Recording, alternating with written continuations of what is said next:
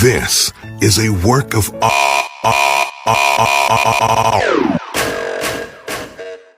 Let's talk about black masculinity. Hey, I saw something today that kind of threw me for a loop. Wayne Brady, yes, that Wayne Brady from the Dave Chappelle show, or better yet, his own show. Let's Make a Deal. He came out today and said that he was pansexual, and I was like, pansexual? What the heezy is pansexual? So I had to look it up, and this is what the dictionary says. Pansexual basically means that you are romantically attracted to people regardless of their sex or gender. Okay. So what does that mean?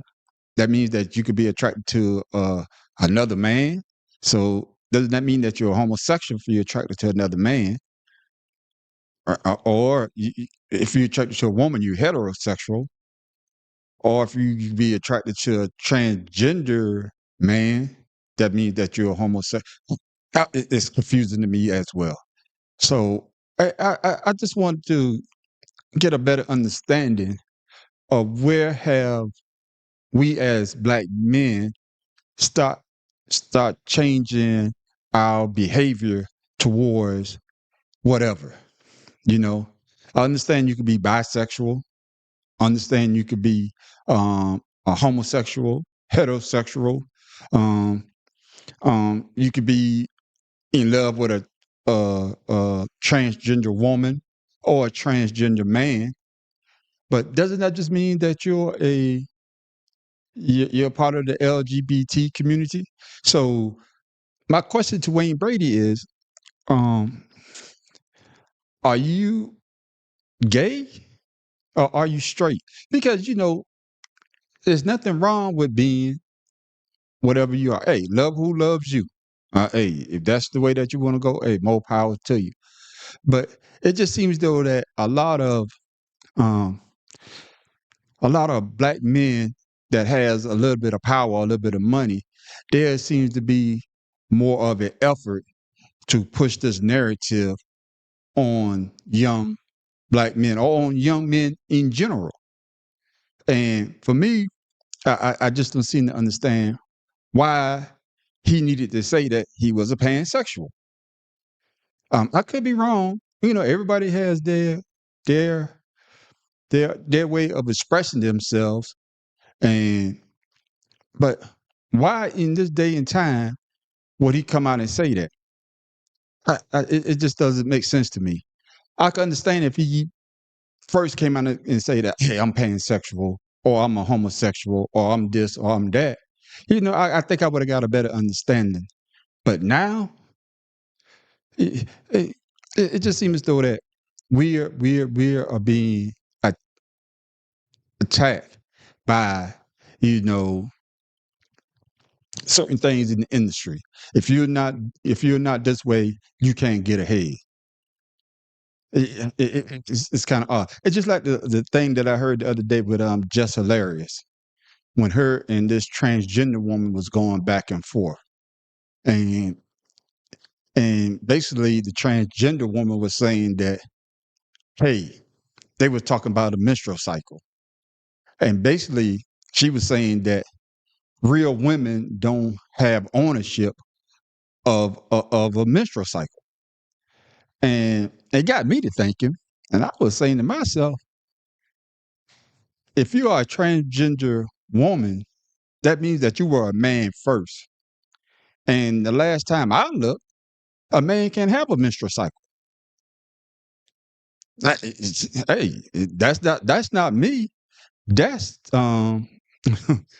that's genetics. If you're a woman, you can have a menstrual cycle. That means that you can have kids outside of yourself. But if you are a transgender woman who be, you were a man first, so you couldn't have kids. But now that you're a woman, you still can have kids. So, and that's what Jess Hilarious was trying to say. And I don't agree with a lot what Jess Hilarious says, but on this topic, I totally agree. And what the hell is a cis woman? And that was another thing that threw me for a loop when I was listening to the conversation. I was like, what is a cis woman? So I had to look it up. Excuse me for a bit. I got to look it up again. Um, cis woman, and it basically means a cisgender woman is a term that is used to describe people whose gender identity matches the sex they were assigned at birth. Okay, so when you were born, I was assigned a male because I got a male genitalia. That's just common sense to me. So if you're a woman, a young girl, you know, you're assigned to be a girl. There's no such thing. So we are coming up with all these definitions to try to um accommodate everybody.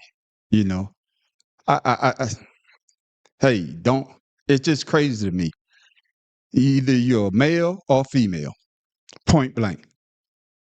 I don't care what you call it. Either you're male or female. That's why I like Flame Monroe. Flame Monroe is a comedian, but he dresses like a woman. He has breasts just like a woman, but he says that he is not a woman. He's actually a man. So he's put his 2 cent worth in, and I totally agree with what he says. It's just I guess I'm trying to get a better understanding of these definitions that have come about to explain your preference. Either you're a man or you're a woman. That's the way I was taught. Now I got to go with a lesbian. I got to go with you got to be gay. What transgender, um, uh, queer, all these letters. And it is just odd that everybody has to cater to how a certain person feels. Like Corey Holcomb said, um, which I totally agree with. If I know that you were a man before I met you and you become a transgender woman, I'm still going to consider you a man because I've known you as Chuck and now you're Charles Zetta. I'm still going to call you Chuck. And I know a lot of people going to be like, hey, man, you can't do that. That person identifies as this. Well, if that's the case, when I go fill out my application from now on, I'm going to put white. I would say I identify as a young preppy white male, and let's see how far that's going to get me. You see what I'm trying to say? Certain things, certain thing is just odd to me. It's just odd to me. But hey, to each his own. To each his own. But I'm just trying to get a better understanding of all these new definitions that are coming out when people decide to change their sexuality or their identity. This pansexual thing threw me for a loop, especially with Wayne Brady. You understand what I'm saying? So it's just odd to me. But let me know down in the comments, what you think about this subject. Is black masculinity under attack, or has it been this way all the time? I could be wrong. I could be wrong. Hey, I just want to know.